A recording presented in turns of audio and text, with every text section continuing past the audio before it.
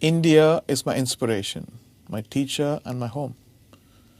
I understand that intentions can sometimes be misunderstood. But my purpose has always been to uplift, honor, and serve through music. I have never wished to cause pain, and I hope my sincerity is felt. I feel blessed to be Indian, which enables to create a space which always allows freedom of expression and celebrates multicultural voices.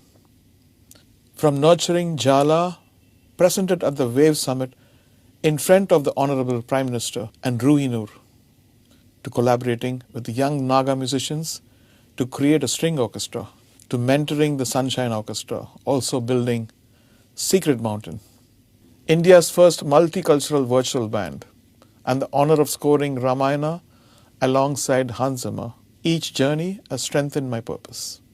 I remain grateful to this nation and committed to music that honors the past, celebrates the present, and inspires the future.